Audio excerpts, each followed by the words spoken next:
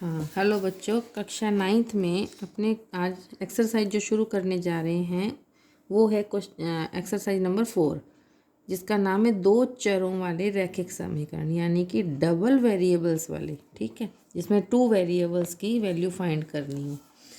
तो इसमें अपने वैसे रैखिक समीकरण किसको कहा जाता है? जिसमें एक्स और वाई, मतलब या तो सिंपल एक्स आए या वाई आए, उसको भी रैखिक समीकरण बोला जाए। जैसे आप ग्राफ बनाते हो, ठीक है, तो इसमें अपने अभी ग्राफ का काम तो है, बट अभी शुरुआत में ग्राफ नहीं है। पहले इसको सिंपल समझना है आपने, फिर ग्राफिक के ऊपर। ठीक है, तो जैसे अपने को फर्स्ट क्वेश्चन दिया गया है कि नोटबुक की जो है वैल्यू, वो मतलब मूल्य जिसको कहेंगे कीमत, वो एक्स है, रिलेट कर लिया।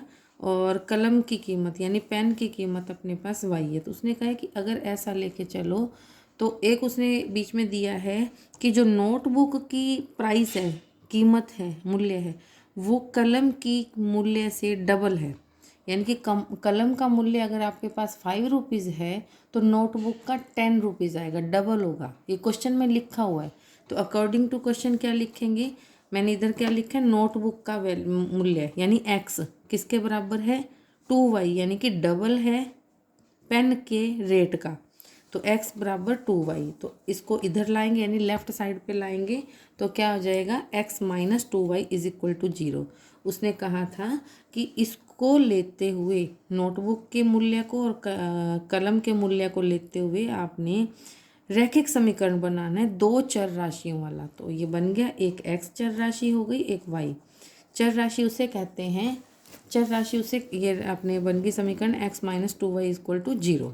ठीक है, चर राशि उसे कहते हैं जिसकी वैल्यू फाइंड करनी है। अब यहाँ पे हमसे उसने वैल्यू फाइंड करने के लिए तो कुछ कहा नहीं, उसने कहा कि रैखिक समीकरण बना के दिखाओ, तो ये बन गई। ठीक है, ये इसका इतना ही क्वेश्चन का आंसर है, ये वाला, बस इतना ही।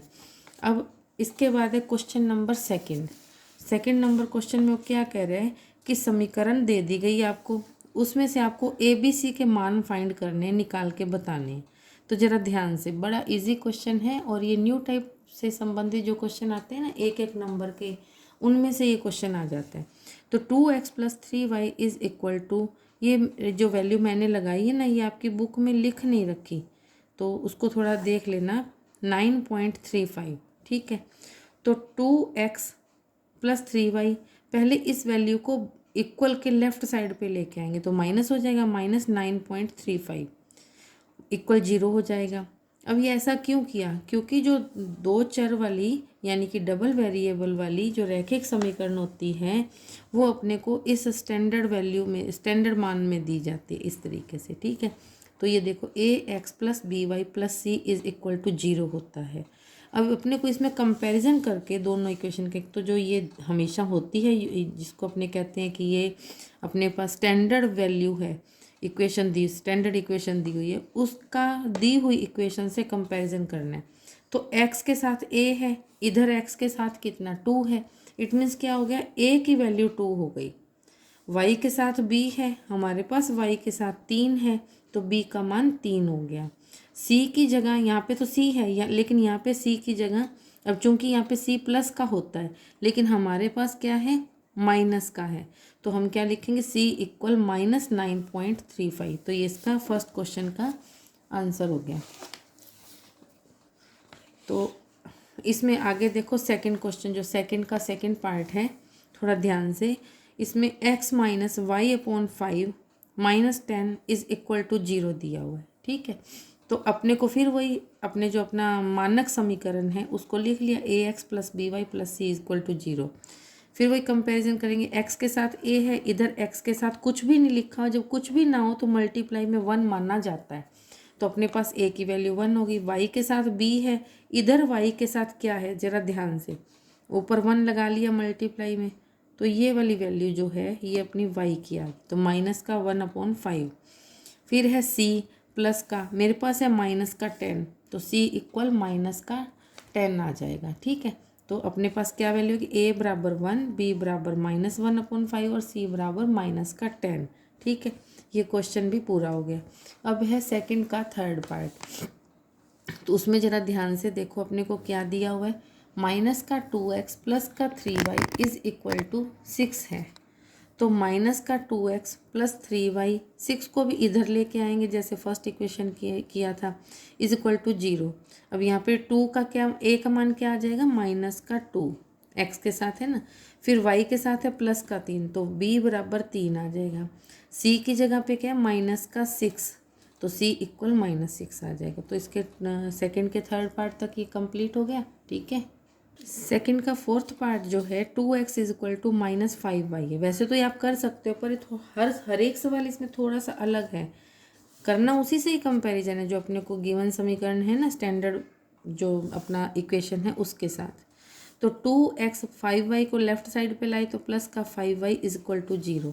अब वही x के साथ a है, x के साथ 2 है तो a की वैल्यू 2, b के साथ y है, y के साथ b है तो y के साथ 5 है तो 5।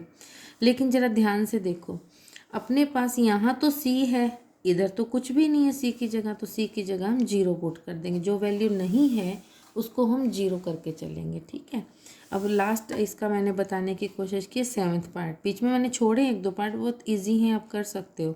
y - 2 इज इक्वल टू 0 दे रखा है, फिर वही समीकरण ले ली, तो x के साथ a है, यानी अपने पास तो x का मान ही नहीं है तो a इक्वल 0 कर दिया। y के साथ b है तो y के साथ 1 है, मैंने बताया कि कुछ भी नहीं होता तो 1 होता है मल्टीप्लाई में, तो b की वैल्यू 1 हो गई। c यहाँ पे है तो यहाँ पे माइनस का 2 है तो c इक्वल -2 हो गया। तो ये आपका सेकंड क्वेश्चन कंप्लीट हो गया। ठीक है, हाँ तो बेटा आप इस वीडियो को देखो और इसको हल करके, मतलब वैसे कोई इसमें ख़ास बात नहीं है, लेकिन बेटा फिर वही है ना कि एक बार थोड़ा बताते हैं तभी आप कर पाते हो। तो जो पार्ट मैंने इसमें छोड़े हैं वो आप खुद करना इसको, और इसको लाइक करो, शेयर करो और होमवर्क पूरा करो और सब्सक्राइब भी करो, और अपनी सहेलियों से, अपने दोस्तों से कहो कि वो भी इस वीडियो को देखें और अपना काम करें, क्योंकि अर्धवार्षिक हाफ ईयरली नज़दीक आ रही है। तो बेटा स्कूल तो खुल नहीं रहे हैं तो आप घर बैठे ही पढ़ सकते हो, और ट्यूशन वगैरह पे मम्मी पापा के पैसे खर्च नहीं करते होते, क्योंकि नेट घर पे अपने मौजूद होता है। तो आप नेट से, यूट्यूब से ये वाला काम कर सकते हो, और जो भी कोई डाउट हो वो मेरे से पूछ सकते हो। ओके बेटा।